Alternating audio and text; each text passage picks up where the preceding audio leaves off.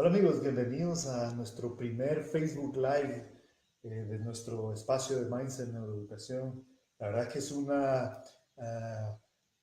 nuevo momento que vamos a empezar a experimentar. Esta es una nueva tecnología que estamos experimentando para poder empezar a llevar más cerca a ustedes todos los avances científicos acerca del desarrollo de los niños y también de forma práctica para que puedan ponerlo ustedes en práctica y puedan utilizar estrategias para apoyar el desarrollo de los niños y de los estudiantes. Sí, esta es una nueva iniciativa. Les invitamos a que nos vayan haciendo preguntas, cualquier duda que vaya surgiendo, cualquier duda. Sabemos que muchos profes, muchos padres, pero sobre todo muchos profes que quieren introducir nuevas técnicas en el aula, que quieren aprender acerca del cerebro, pues van surgiendo como muchas dudas porque muchas veces el lenguaje de los neurocientíficos es muy técnico, porque muchas veces nos quedamos con el rigor de la ciencia y quizás no somos tan claros.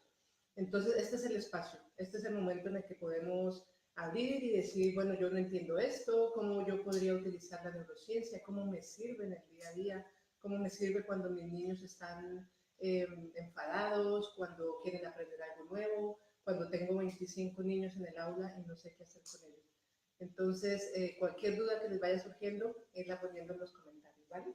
Sí, la verdad es que las dudas que nos pongan y los comentarios que nos puedan hacer son súper importantes para nosotros porque de esa manera nosotros vamos viendo qué es lo que les interesa, qué podemos aportar realmente desde la ciencia, ¿no? Nosotros tenemos, bueno, bastante conocimiento acerca de los avances en la neurociencia del desarrollo y todo, pero también nos gustaría escuchar de ustedes cómo podemos hacer para que eso sea de beneficio para ustedes. ¿Qué necesitan en casa? ¿Qué necesitan en las aulas? De conocimiento acerca del desarrollo del cerebro de los niños y de esa manera nosotros vamos a poder ir haciendo cada vez mejor nuestro servicio, la labor que queremos hacer de transmitir todo esto para que sea de beneficio para ustedes, ¿no? Al final de todo esto, la idea es que esto sea de beneficio para nuestros niños. Al final, todo esto que estamos haciendo es que nuestros niños puedan obtener mejores experiencias o experiencias, digamos, más enriquecedoras, ¿no? Experiencias que puedan ayudarles a desarrollar las habilidades que necesitan para ser más exitosos, para ser más felices, para tener mejores habilidades sociales, para tener mejor regulación emocional en su vida, que todo eso, al fin y al cabo, pues es lo que en esta vida moderna va a ser y está siendo cada vez más importante, ¿no?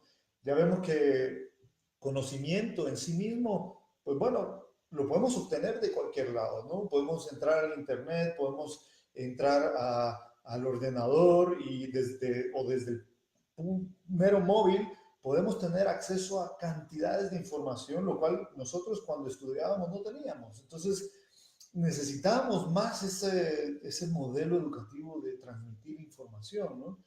Sin embargo, ahora, pues incluso la Organización Mundial del Comercio y distintas eh, eh, instituciones que están estudiando cuáles son las habilidades que requieren las personas del mundo moderno para ser exitosas, para tener una vida significativa, para poder ser felices, pues están delineando cuáles son esas habilidades que se necesitan, ¿no? Y al final vemos que hay muchas que por una razón u otra, los niños pues no tienen las experiencias que necesitan para desarrollar, ¿no? Entonces, por esa razón es que queremos escuchar de ustedes, escuchar sus inquietudes, sus necesidades y también sus preguntas, y de esa manera poder nosotros ver cómo nuestro conocimiento y cómo lo que hemos venido estudiando en todos estos últimos años, todo lo que hemos estudiado en nuestro laboratorio y los distintos laboratorios en el mundo que hablan acerca de la neurociencia, del desarrollo, que hablan acerca del desarrollo del cerebro, ¿qué de todo este conocimiento podemos aportarles, ¿no? Lina es madre y ella sabe muy bien cómo, poniendo en práctica todo esto, pues tiene la experiencia de cómo esto le ha ayudado en su vida, ¿no? Sí, yo creo que eso es precisamente lo que queremos tratar hoy, ¿no? Porque información en Internet se consigue mucha y nosotros en Mindset lo que hacemos es tomar todos esos avances que da la ciencia, nosotros conocemos, leemos, sabemos filtrar toda esa información y ya la llevamos, digamos, un poco depurada a los padres y a los educadores para que sean herramientas prácticas que pueden poner en uso en el día a día.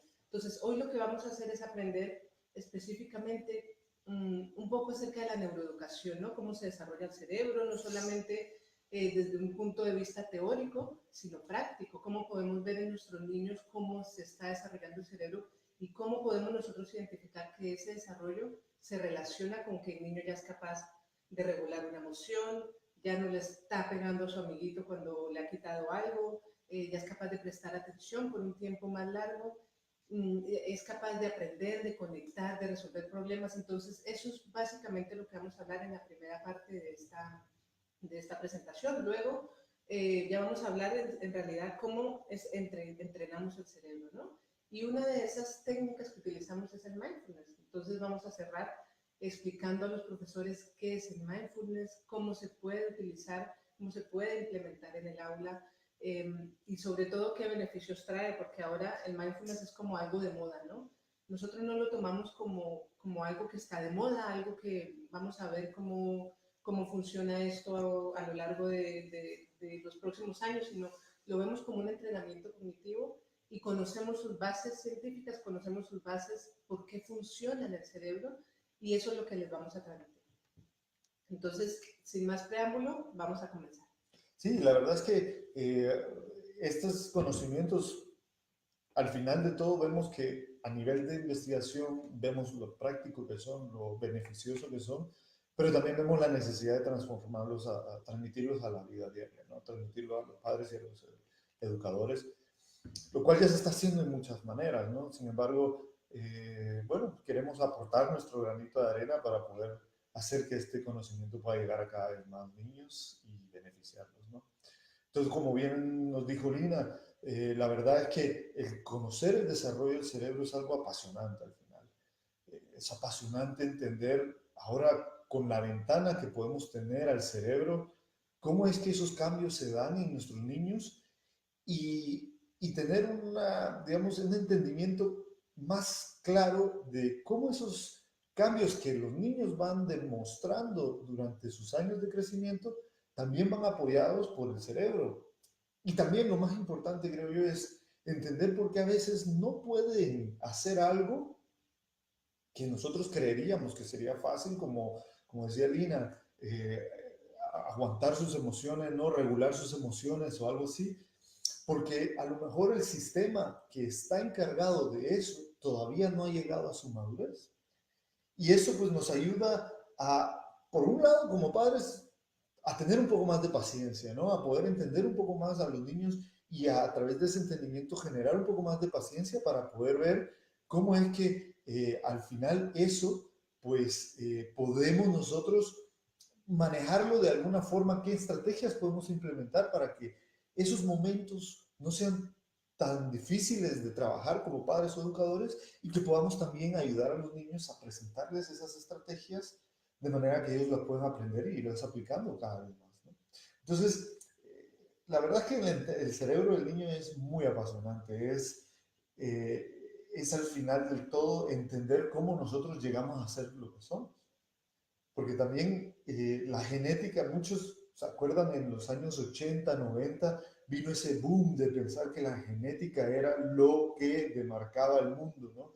La genética era lo que nos marcaba y si traíamos esa genética, punto, ya nada más.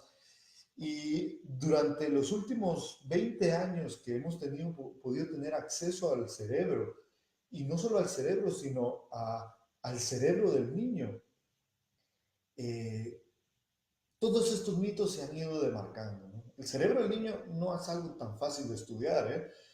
Porque yo no sé si ustedes han visto o han tenido la experiencia de estar con una electroencefalografía o, por ejemplo, o en una máquina de resonancia magnética. Si han tenido la experiencia, saben que estar metido en una de estas máquinas No no es es sencillo. muy agradable, exacto. No es ni sencillo ni agradable. Sobre todo que nosotros necesitamos que los niños se queden quietos. Cuando hacemos un estudio de electroencefalografía o de resonancia magnética, los niños deben estar quietos. Entonces, los científicos nos las ingeniamos para hacer que eso sea posible, para poder analizar esos datos después de que se han movido. Entonces, no es sencillo, pero esa información es súper valiosa. Sí, sí, y el hecho de que las tecnologías estén avanzando tanto, nos han podido dar cada vez más herramientas que podemos utilizar mejor con los niños, ¿no? De forma más eficaz, de forma más fiable y nuevos procedimientos que nos ayudan a que el niño se sienta más cómodo mientras estamos estudiando su cerebro. Y sobre todo también pienso yo que acceder nos permite acceder y entender ese desarrollo. Y uno de los conceptos que nosotros queremos transmitir hoy es el concepto de la poda cerebral, la poda sináptica. ¿Por qué? Porque muchas veces creemos bueno, que como decía Paul, ¿no? Que nuestros genes, pues ya, nuestros genes vienen de nuestros antepasados, lo que nos han dado, lo que podemos ser, no nos podemos desarrollar. Si soy buena para las matemáticas, pues no voy a ser buena para la lengua o para los deportes. Y ese tipo de etiquetas normalmente se las ponemos a los niños. Este niño es tímido, el otro niño es listo, el otro niño no sabe controlarse, este es un hiperactivo, y esas etiquetas son muy difíciles de quitar, sobre todo cuando ya el niño las tiene, cuando ya el niño él mismo se ha encasillado en lo que es, ¿no? Ah, no, es que yo soy tímido porque mi mamá, además, mi papá y mi profe dicen que yo soy tímido, pues yo seré tímido, ¿no? Entonces, entender que el desarrollo del cerebro no solamente tiene una base genética, como muchas veces se ha pensado, sino que además está determinado y tiene una influencia muy grande por el ambiente en el que crece el niño. Los últimos estudios muestran que los profesores y los padres jugamos un rol muy importante en cómo se desarrolla el cerebro, en cómo el niño adquiere nuevas habilidades. Entonces, claro, entender el cerebro es importante no solamente para saber qué parte se desarrolla ahora o si le presento este estímulo se activa una área del cerebro, sino para entender que el papel que jugamos nosotros como adultos es súper importante. Y no hace falta técnicas muy complicadas, no hace falta que nos compremos un montón de juguetes, no hace falta que los niños vayan al colegio más sofisticado, donde tengan un montón no sé, de juegos interactivos y videojuegos, no. Hace falta las interacciones del día a día, el apoyo, el que sepamos guiar, por ejemplo, cómo regular una emoción, el que sepamos guiar la atención del niño, eh, a enseñarle al niño y apoyar ese desarrollo de las habilidades que le van a facilitar el aprendizaje. Entonces, entender el cerebro es básico para eso. Y como decía, la poda sináptica es uno de los conceptos claves. ¿Por qué? Porque durante los primeros años, los primeros 6 años de vida, el cerebro está como absorbiendo todo lo que sucede en el ambiente, pero no es ese absorber por absorber, ¿no? Es que el niño, si yo le pongo vídeos en inglés, el niño va a aprender inglés. O si yo le pongo vídeos en ruso, el niño de repente va a aprender ruso, ¿no? Significa que el niño está adquiriendo o su cerebro se está moldeando para que las conexiones que tiene y la forma en la que funciona sea muy eficaz para el ambiente que lo rodea, ¿no? Entonces, si el niño está en un ambiente que promueve que se regule, es decir, si voy en el coche por un largo periodo de tiempo, si le pongo una tablet de enfrente, el niño no va a aprender a regular el cansancio, el aburrimiento, que cuando llegamos, sino que simplemente va a tener algo que le distrae constantemente. Entonces, constantemente va a necesitar algo que le distraiga y no va a aprender a regular sus emociones. Eso es precisamente a lo que se refiere la poda sináptica, que el cerebro está atento, digamos que durante un periodo tan largo, sobre los primeros 6 años, pero después se extiende hasta la edad, hasta los 13, 14 años, y el cerebro empieza, ya esas conexiones que no se necesitan se empiezan a desconectar. Eso se conoce como la poda sináptica. ¿Qué significa? Que si yo no le damos a los niños las experiencias que necesitan en esos primeros años, pues el cerebro después las puede adquirir, obviamente, pero va a ser mucho más costoso, ¿no? Entonces, si desde los primeros años el niño aprende esas habilidades que le permiten aprender, relacionarse con sus amiguitos, controlar sus emociones, ser creativo, pues va a ser mucho más fácil en la vida adulta mantener un trabajo, terminar la carrera, aunque sean 5 años de estudio, de esfuerzo, de perseverancia, va a ser mucho más sencillo para mí. Y una de esas herramientas que les podemos dar, aparte o sea, dentro de las interacciones del día a día, es el mindfulness, que es de lo que vamos a hablar hoy. Entonces, sí, un poco para cerrar, entender el desarrollo del cerebro nos sirve para comprender que esas experiencias del día a día, padre, hijo y profesores, niños, está marcando algo súper importante y está haciendo que el desarrollo del cerebro se fortalezca. Ya comenzamos a tener amigos acompañándonos aquí. Gracias Luis López, gracias Ángela Ramone, gracias Alejandro López, gracias Belkis López por estar con nosotros. Esperamos sus comentarios y sus dudas para responder cualquier duda, pero continuando con lo que decía Lina, pues claro, la verdad es que el hecho de que los niños, la ventana de desarrollo del cerebro de los niños sea tan larga, alrededor de los 12, 13 años, bueno, todavía sigue avanzando, o sea, sigue a partir de eso, pero la maduración y, digamos, el momento de más posibilidad de moldear el cerebro, o sea, toda esta ventana, da muchos años en los cuales nosotros vamos a poder aplicar distintas estrategias para que nuestros niños puedan desarrollar mucho su potencial. Y eso es lo que en muchos casos han habido varios, digamos, um, estudios y reportes que se han dado a partir de los cuales se trata de presentar cuáles son las estrategias y procesos que deberíamos de poder ayudar a que nuestros niños desarrollen. Y uno de estos lo hemos estado comentando en nuestros vídeos de YouTube cuando hablamos, por ejemplo, del capital mental o el bienestar mental. El capital mental para nosotros hemos adoptado esta terminología porque creemos que casa muy bien con lo que queremos nosotros ayudar a promover y a diseminar, ¿no? A difundir.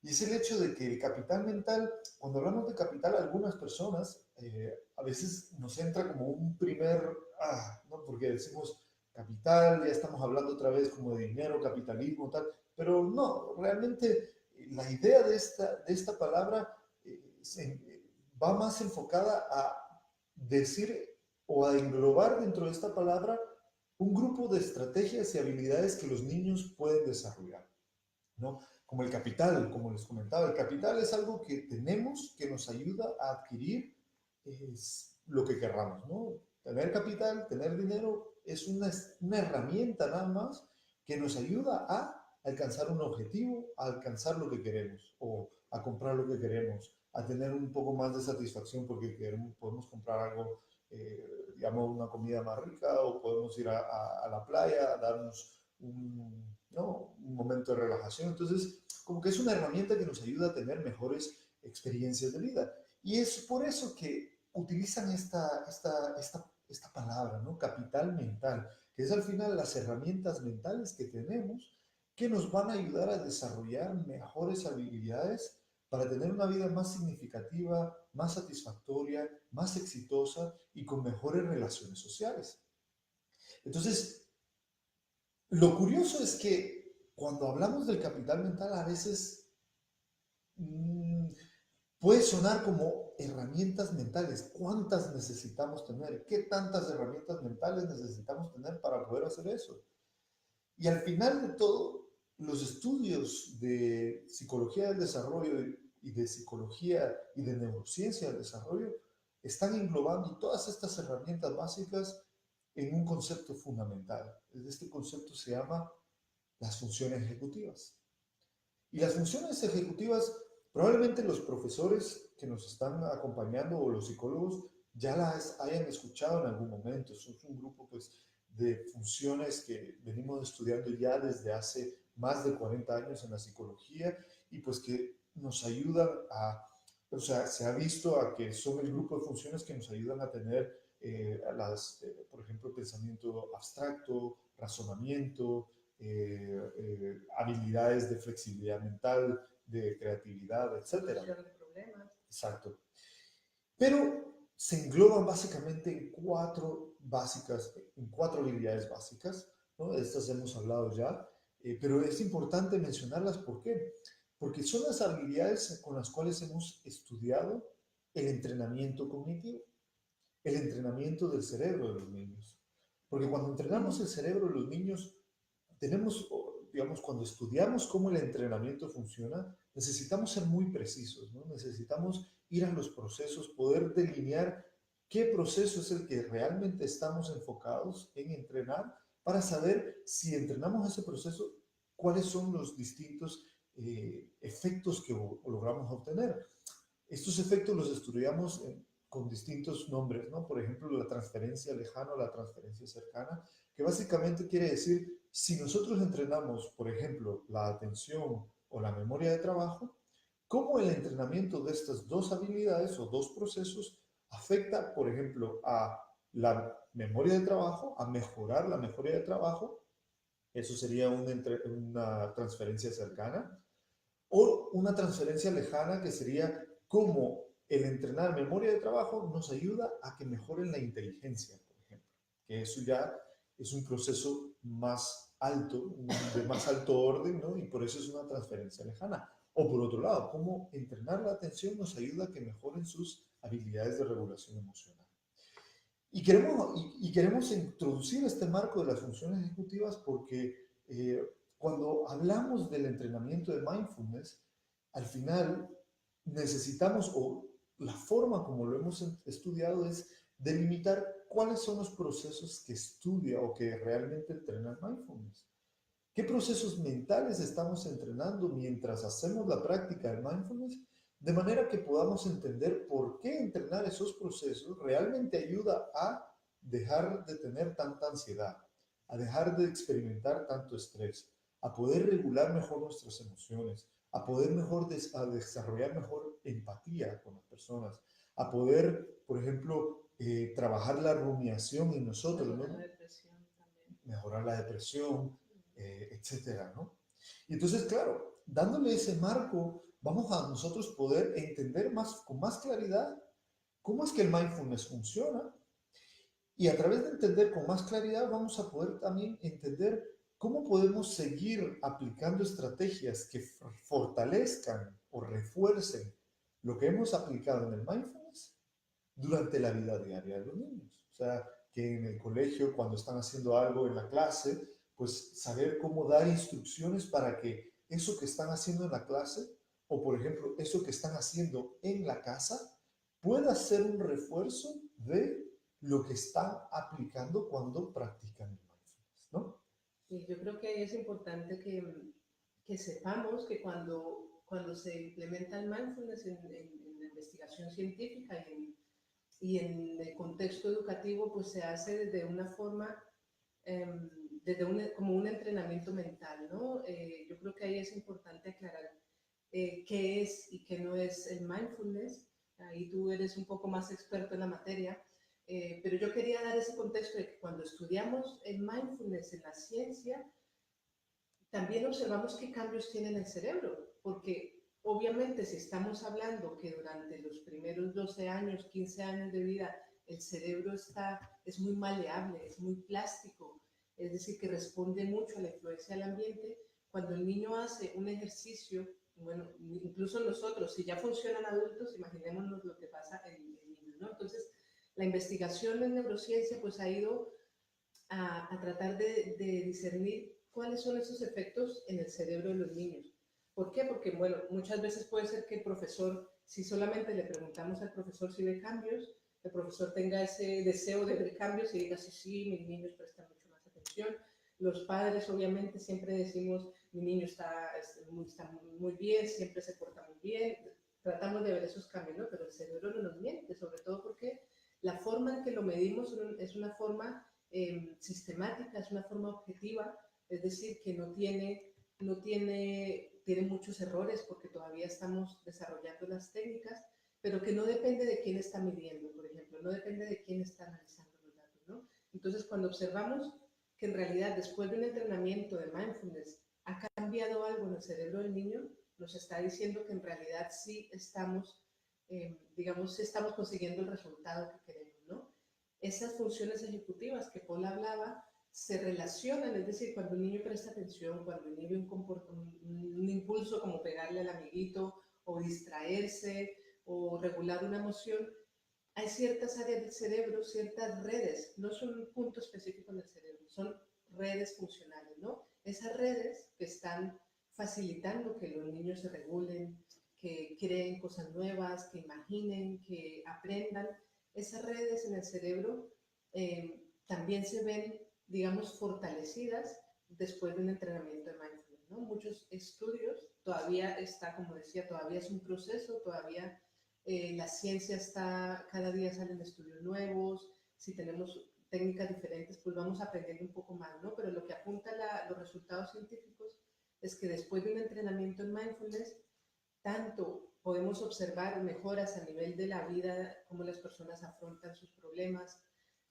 cómo regulan sus emociones, cómo manejan el estrés, pero también hay un cambio en el cerebro, ¿no? Por ejemplo, hubo un estudio hace poco que veía cómo, dependiendo del tipo de entrenamiento de mindfulness, si era un entrenamiento que estaba más dirigido a desarrollar habilidades sociales, por ejemplo, pues las áreas del cerebro que se veían más, digamos que se veían más fortalecidas o que su actividad cambiaba como producto del entrenamiento, eran áreas relacionadas con el procesamiento de la información social. Mientras que si el entrenamiento del mindfulness estaba más encaminado a entrenar la atención, entonces las redes en el cerebro que se encargan o que apoyan el hecho de que prestemos atención o monitoricemos nuestro comportamiento, pues también se veían fortalecidas. Entonces es importante que los maestros y que los padres quitemos el miedo de pensar, esto es una técnica que a saber qué le están enseñando a mi niño, me lo van a volver, no sé, hinduista o a tener ahora una filosofía, no. Son técnicas que se utilizan de una forma libre de filosofía, de una forma como un entrenamiento mental. La forma en la que se estudia en el laboratorio también está libre de toda concepción filosófica, de toda concepción religiosa, y se ha comprobado que tiene unos resultados, ¿no? Todavía está en proceso la ciencia, siempre vamos cambiando, siempre puede cambiar, pero hasta ahora los estudios apuntan a que tiene un impacto en el cerebro. Para mí la verdad es que no es algo del otro mundo, porque me parece, el entrenamiento me parece muy poderoso a nivel de atención y a nivel de regulación, pero además los estudios lo comprueban, ¿no? No es mi opinión como madre ni mi opinión como psicóloga. Entonces, a mí me parece importante que tú que tienes un poco más de conocimiento, porque Jean-Paul ha estado durante muchos años involucrado en estudios de mindfulness, de cómo impactan en el procesamiento de información, en el funcionamiento del cerebro, pues que nos contaras o que les contaras a los padres qué es y qué no es el mindfulness, para que eso quede claro y sobre todo para que los profesores se animen y lo utilicen en sus clases. Sí, bueno, tal como lo mencionaba, ¿no? El mindfulness en sí mismo es una estrategia, es una forma de entrenar ciertas habilidades que tenemos, ¿no? ¿Por qué hablamos que es un entrenamiento? Pues básicamente porque no es algo mágico, no es que funcione de la noche a la mañana, ¿no? No es que nos sentemos y respiramos y ya con eso ya está. Es algo que tenemos que hacer sistemáticamente, poner un esfuerzo, hacer conscientemente, con cierta actitud y hacerlo repetitivamente, ¿no? Con consistencia. Como por ejemplo ir al gimnasio, ¿no? O por ejemplo aprender a natación o aprender algún Sí, instrumento de música, a conducir, ¿no? Si tú quieres hacer eso bien y lo quieres hacer una y otra vez, tienes que entrenar a tu cerebro a que genere digamos, los pasos y a que genere las estrategias para poder llevarlo a cabo, ¿no? También tienes que, por ejemplo, si quieres aprender a tocar un instrumento de música, tienes que, ¿no?, entrenar tus dedos, o si quieres entrenar el deporte, pues tienes que entrenar tu cuerpo para que sea capaz de tener la resistencia necesaria para llevar a cabo esos ejercicios. Pero lo mismo pasa con el mindfulness. Con el mindfulness es un entrenamiento en el cual nosotros aplicamos con atención y con esfuerzo voluntario nuestros procesos mentales para poder entrenar y entender qué es nuestra mente, cómo funciona nuestra mente. Y yo creo que, aparte de que los estudios científicos digan que funciona, o pues están demostrando cuáles son los cambios que suceden en el cerebro que sustentan la experiencia de aquellos que practiquen el mindfulness, la mejora en esa experiencia, yo creo que también es importante mencionar que no solo tenemos la experiencia de la ciencia, pero también practicamos el mindfulness. Y yo personalmente, uh, sí, yo empecé a practicar mindfulness cuando estaba en el colegio, porque realmente estaba en búsqueda de algo, ¿no? Estaba en búsqueda de encontrar algo que me ayudara. Yo era como un chico muy, ¿sabes? Como muy impulsivo, muy activo, ¿no? No sé si me podría calificar como de déficit de atención con hiperactividad, porque realmente nunca me medicaron para eso, Pero sí era muy activo, muy impulsivo, no me podía quedar quieto, ¿no? Tenía que estar molestando con mis compañeritos y me daba cuenta que necesitaba algo. Bueno, después me pasaron cosas en la vida muy difíciles a nivel de la adolescencia, ¿no? Unos aspectos muy difíciles que me llevaron a experimentar emociones muy fuertes y claro, llegaba un punto en el que lo que me habían enseñado no era suficiente. Entonces, el conocer algo que me diera a mí el poder de regular eso, para mí fue fundamental, ¿sabes? Eh, Poder ser yo el responsable y el que tuviera la llave de manejar y de controlar y regular mis emociones y saber en qué momento, hasta qué momento poder decir, ya no quiero sentir esta emoción, o en qué momento decir, quisiera sentir más de esta emoción y yo poder regular para poderlo hacer, para mí fue un descubrimiento extraordinario. Yo creo que a nivel personal fue por eso que me embarqué en todo este camino que me ha ayudado a aprender cada vez más a profundidad lo que es la técnica de mindfulness, pero también a tener las herramientas eh, que me ayuden a entender qué pasa dentro de nuestro cerebro.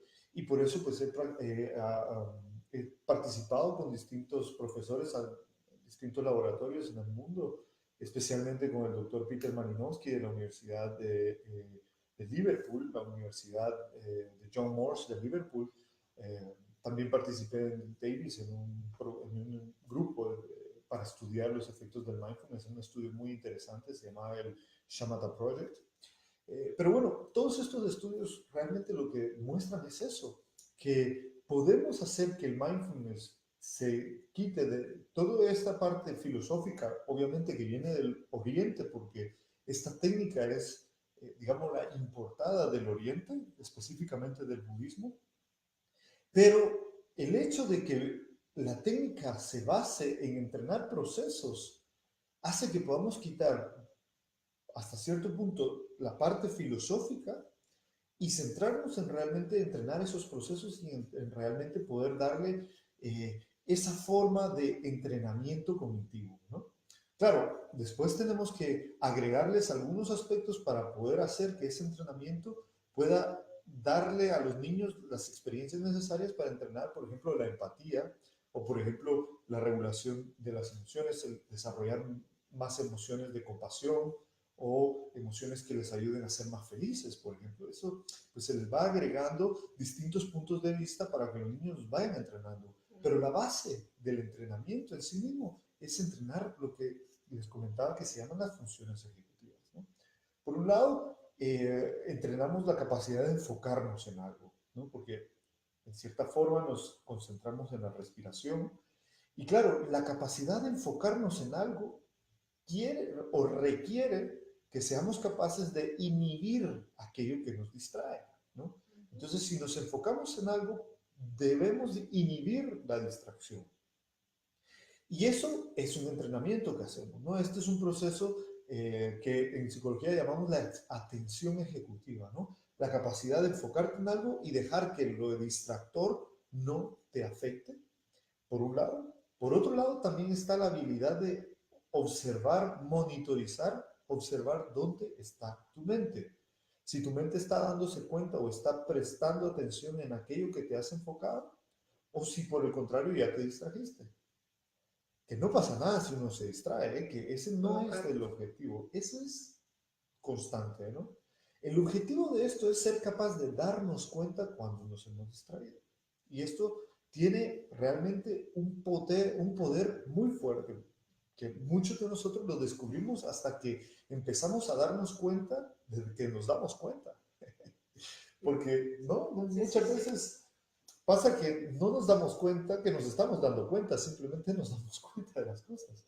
Yo creo que ahí en ese punto, eh, bueno, antes de seguir quería saber si alguno tiene alguna pregunta, si quiere, si tiene alguna duda de cómo utilizar el mindfulness, si tiene alguna duda de qué es y qué no es el mindfulness, la pueden ir poniendo en el chat porque lo vamos a ir resolviendo. Yo quería apuntar ahí algo importante que debemos reflexionar porque si ahora los que nos están viendo, si nos ponemos a pensar cómo es el mundo de ahora, ¿no? Como o cómo es el mundo que van a encontrar los niños, porque nuestro mundo fue diferente, las experiencias que tuvimos fueron diferentes, pero ¿cuál es el mundo que encuentran los niños ahora? Encuentran un mundo lleno de distracción. Bueno, nosotros ya lo experimentamos. Yo, la verdad es que a veces me voy a la cama cansadísima de tanta información porque tenemos que tener en cuenta que el cerebro le gusta la información nueva y Facebook está listo, estamos en esta plataforma, está diseñado para darnos información nueva, ¿no? Todas las apps, el WhatsApp, eh, todas las apps de noticias nos dan cosas nuevas que es muy atractivo para nosotros. ¿Quién me escribió? ¿Qué pasó en el mundo? ¿Qué pasó en China? Estamos constantemente recibiendo información, ¿no? En las redes sociales. ¿Quién subió la foto? ¿Quién escribió? ¿Quién comentó? ¿Quién me dio like? Entonces, información, información, información. Los niños, ese es el mundo que les espera y el mindfulness precisamente ayuda ese punto que tú decías, ¿no? Del darse cuenta. Le estamos dando a los niños una herramienta que ellos, con la cual ellos mismos, digamos que son capaces de decir, hasta aquí, ¿no? Hasta aquí llego, esto ya no me voy a enganchar más en este pensamiento, no me voy a enganchar más en esta emoción, no me voy a enganchar más en esta información y voy a hacer lo que tengo que hacer. Entonces, es una herramienta muy poderosa. Hay muchas otras herramientas, no estamos diciendo que el mindfulness sea la única, nosotros mismos hacemos entrenamiento de las funciones cognitivas a través de entrenamientos de ordenador y también en el aula, pero el mindfulness es una de las herramientas, ¿no? Entonces, en este mundo moderno donde todo lo rápido es lo que nos gusta, ¿no? Información rápido, rápido, no me quiero enganchar. Mucha dependencia, por ejemplo, para los niños, de quién me está dando like, quién no me está dando like, me gusta, no me gusta, toda esa ansiedad. Darles el mindfulness es darles una herramienta, lo que tú decías, algo que me ayudaba a mí a controlar, ¿no? Cuando tú eras joven. Yo creo que es eso, es que le demos a los niños como el poder, es el control de mando. Ellos ahora tienen el poder de decir en dónde va a estar, de qué va a depender su autoestima, por ejemplo, de lo que van a ver en las redes sociales o de lo que ellos sepan y controlen y manejen de lo que son ellos mismos. Sí, la verdad es que, como bien comenta Lina, ¿no? Y como les comentaba, el hecho de que uno tenga la herramienta para uno hacerse dueño de su propio proceso, de sus propias habilidades, yo creo que marca la diferencia, especialmente cuando vemos a los niños, ¿no? Los niños a veces llega un punto en el que ellos empiezan a querer ser ellos, ¿no? Querer ser los que digan cómo van a hacer las cosas, los que digan qué van a hacer las cosas, cómo quieren que las cosas sean, cómo se van a hacer las cosas, etcétera. El entender que tú tienes ese potencial, yo creo que da un salto de madurez en la forma en cómo uno ve su experiencia, porque cuando uno deja de pensar que las cosas vienen de afuera, que tú eres el que me ha dicho tal cosa y por eso me enojo, o que tú eres el que me has quitado mi ratoncito y por eso me enojo, y que tú eres el que me ha dicho tal cosa y por eso me enojo. Cuando dejas de darle esa responsabilidad a los demás y empiezas a hacerte dueño de tu propia eh, experiencia emocional, es como una empoderación que se le da a los niños tan fuerte, ¿no? Que les ayuda a no solamente controlar mejor las habilidades, sino a realmente hacerlo, ¿sabes? Y al final de todo eso, pues, realmente, como decía Lina, tenemos varias herramientas para hacer esto. El mindfulness es una de esas tantas herramientas que se están diseñando, pero realmente creemos que es una herramienta muy versátil, ¿no? Porque teniendo la técnica y sabiéndola aplicar, realmente es algo que puedes hacer en la clase, en la casa, antes de acostarte, antes de comenzar una clase o el día de trabajo o después de haber regresado del recreo, puedes poner a los niños a hacer uno de los ejercicios y puedes tener los resultados que realmente estamos buscando, ¿no? Yo creo que es importante también resaltar que no solamente es sentarse y decir, ¿no?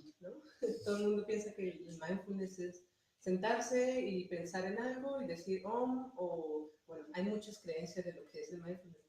En realidad son un montón de ejercicios, hay muchísimas técnicas, hay muchísimas metodologías y también tienen que ir adaptadas a la edad, ¿no? Por eso es importante que los docentes, los maestros, los padres también conozcan la técnica, aprendan qué es, qué significa y sobre todo que no todos los ejercicios sirven para todos los niños, ¿no? Debemos tener consideración de su edad, de su desarrollo cognitivo, es decir, de su desarrollo, sus capacidades intelectuales.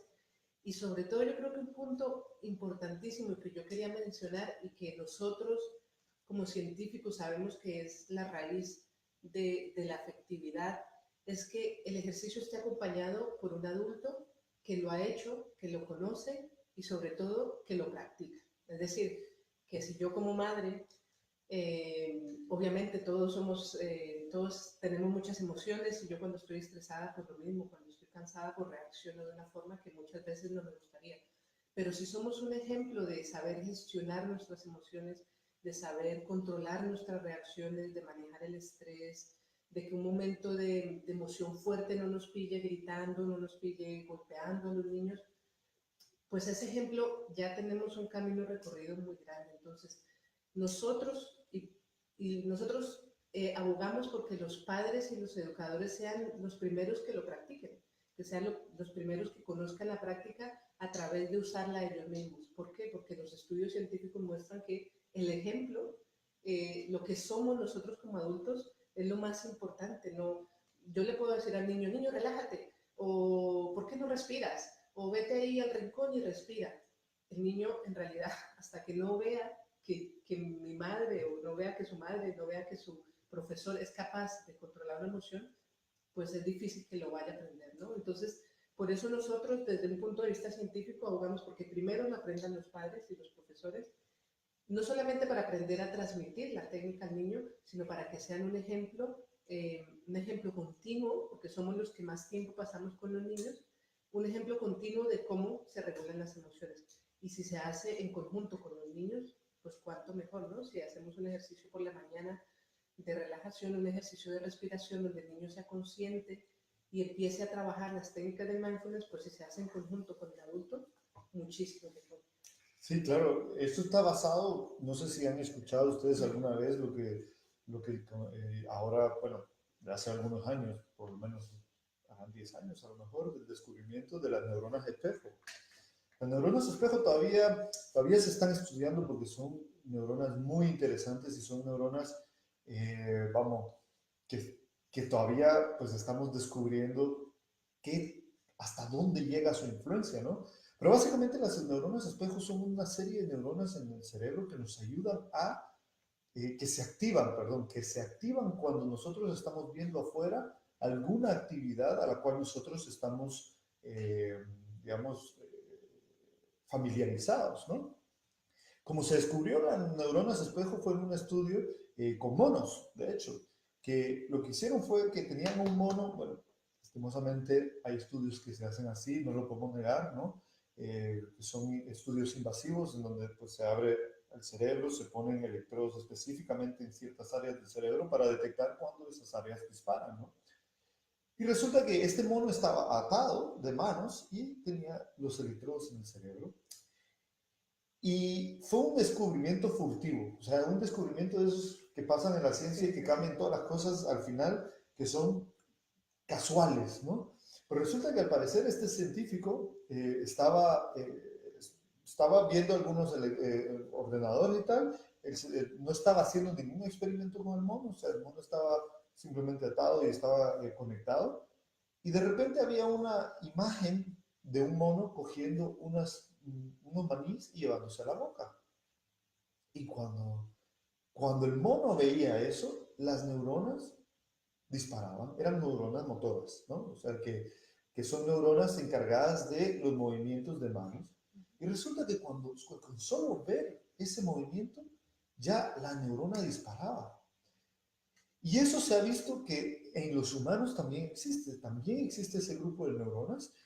Y al final esas neuronas, pues el científico Ramachandran le llama las neuronas de la empatía, por ejemplo, que son neuronas que se activan cuando vemos afuera en alguien algo a lo cual nosotros estamos familiarizados o conocemos. Y por eso es que comenta Lina que uno de los grandes fundamentos de todo el desarrollo de los niños es el ejemplo de los padres y los educadores.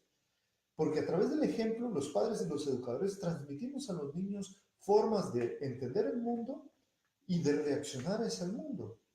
Y si nosotros como padres y educadores desarrollamos estas habilidades, podemos realmente poder aplicarlos de manera que seamos un ejemplo para los niños, que los niños al vernos en nosotros vayan interiorizando y en ellos se vayan desarrollando también esas habilidades para regular sus emociones. Entonces, realmente es una práctica muy importante, muy eficaz, que no solo va a ser beneficiosa para los niños, porque cuando nosotros empezamos a practicarla como padres educadores, nosotros también nos vamos a beneficiar de todos esos de todos esos beneficios, ¿no? De todo ese potencial que tiene la práctica, ¿no? Trabajar con el estrés en casa, o sea, Lina me ha contado mucho de las experiencias con sus bebés, ¿no? Cuando nacen y tienes eh, que lloran mucho, etcétera, y cómo tú tienes que regular tus emociones para no frustrarte, ¿no? De que no puedes entender a un niño que está llorando, que no sabes por qué llora, Que no puedes dormir. que no puedes dormir y que de repente ya te exaspera de esa emoción. Bueno, no es personal, ¿sabes? No es que el niño te esté chinchando y te esté tratando de molestar tu noche, sino es que es así. Entonces, claro, uno tiene que tener esas herramientas. O cuando los niños no quieren prestar atención en clase, o cuando hay un niño que necesita un poco más de atención que otros y por eso está molestando, pues bueno, tener la paciencia y las habilidades de podernos acercar y darle a estos niños eh, lo que necesitan de nosotros, ¿no? Así que, bueno, como comentaba Lina, los motivamos a que nos pongan sus preguntas. Por ejemplo, ahora Erika Muñiz ya nos escribió su primera pregunta. Muchas gracias, me interesa muchísimo este tema. Tengo varias preguntas. ¿Cómo se puede guiar a un niño a practicar mindfulness? ¿Tienen algún programa de entrenamiento puntual para padres para practicar en casa, por ejemplo?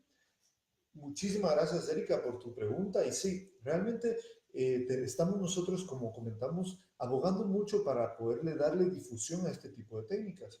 Y por esa razón estamos creando un curso online que próximamente pondremos en nuestra página de neuromindset.com.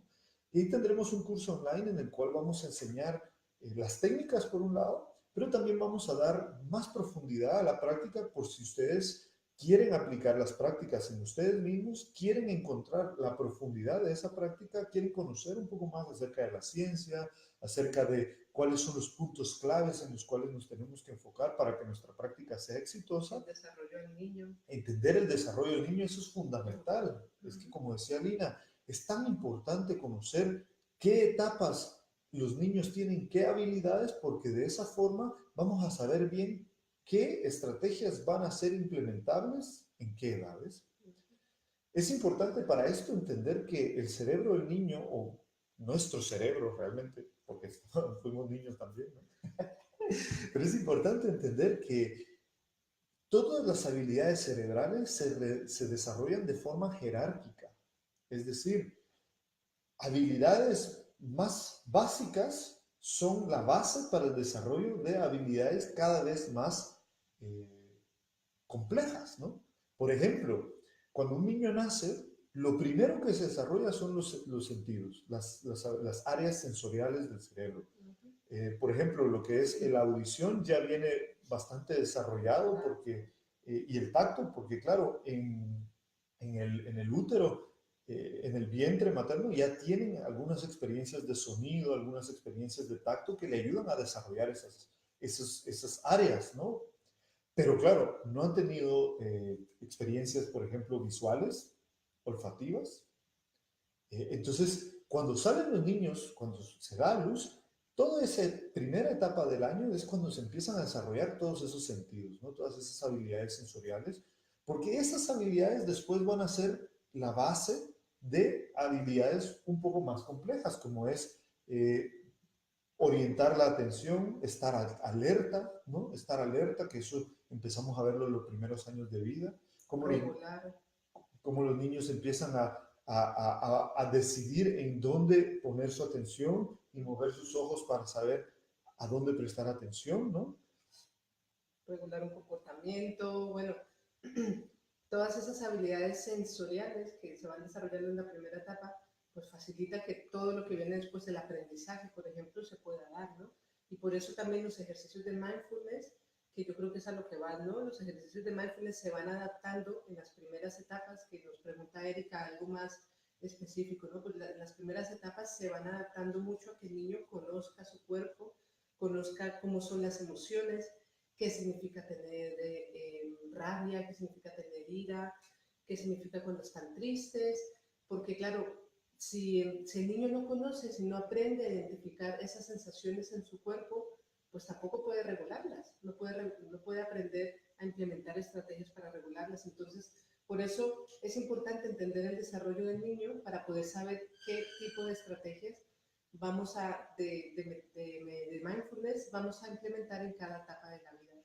Esto es un tema muy complejo, muy largo, nos quedan únicamente 10 minutos, pero claro, más a profundidad lo vamos a tratar en el curso online, también en las charlas y en las conferencias que damos para los padres, pues lo tratamos un poco más a profundidad. Pero es básicamente eso, ¿no? Cada etapa, para que Erika lo entienda, cada etapa tiene su prioridad, cada etapa tiene va enfocado a desarrollar ciertas habilidades, tanto cognitivas como también de conocimiento del cuerpo del niño. Emocionales o sociales también, ¿no? Las Entonces, sociales son súper importantes. exactamente. Entonces, claro, todo es como una escala, ¿no? Tenemos las habilidades básicas y a partir de ir entrenando esas, pues vamos a ir pudiendo entrenar cada vez más habilidades más complejas, ¿no? Todo esto, como les comentábamos, lo explicamos en nuestro curso online de Mindfulness y también la idea de esto es que vamos a empezar a implementar cada vez más seguido estos Facebook Lives, también a lo mejor en algún momento en nuestro canal de YouTube, y también algunas veces webinarios para que podamos nosotros ir transmitiendo distintos temas, los cuales sean muy interesantes acerca del desarrollo de los niños, ¿no? Lo que queremos hacer es que estos espacios se abran para más padres y para más educadores, de manera que puedan ustedes plantear sus preguntas, plantear lo que necesitan, ¿no? Y que nosotros podamos a partir de eso poder estar dándoles o presentarles la información necesaria de la forma, digamos, adecuada y que puedan también tener estrategias de cómo implementarlo esto en los niños. Para nosotros es muy importante, ya que vamos cerrando, ir cerrando también las ideas, ¿no?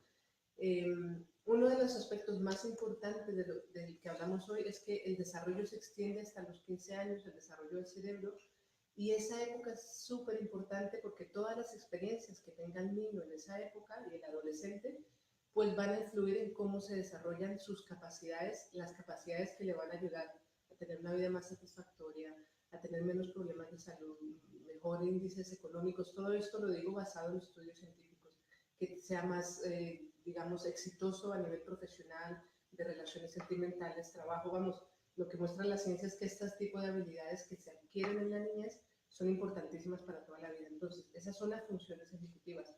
Durante toda la niñez y parte de la adolescencia, nosotros como educadores y como padres jugamos un papel muy importante y no hace falta hacer nada mágico. Con nuestro ejemplo y con saber qué procesos cognitivos trabajar, como la memoria, la inhibición, la regulación emocional, con eso ya les estamos dando herramientas importantísimas. Y la segunda gran conclusión es que una de esas estrategias es el mindfulness, ¿no?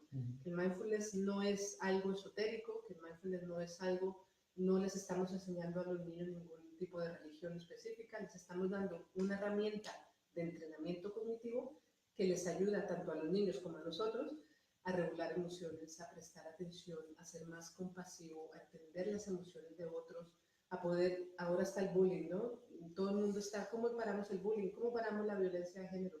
Una de las cosas pasa por tener la capacidad de ponerme en el lugar del otro, qué necesidades tiene un niño, por ejemplo, que es diferente a los otros en el cole, pues que los niños sean capaces de sentir o ser capaces de poner en el lugar de ese niño y ser más compasivos, ser más empáticos.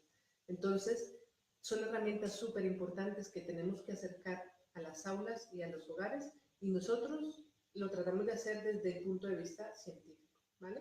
Lo alejamos, les enseñamos y lo queremos acercar con este tipo de webinarios y de Facebook Live a la vida de las personas, pero siempre con un respaldo científico. Así que muchas gracias por estar con nosotros.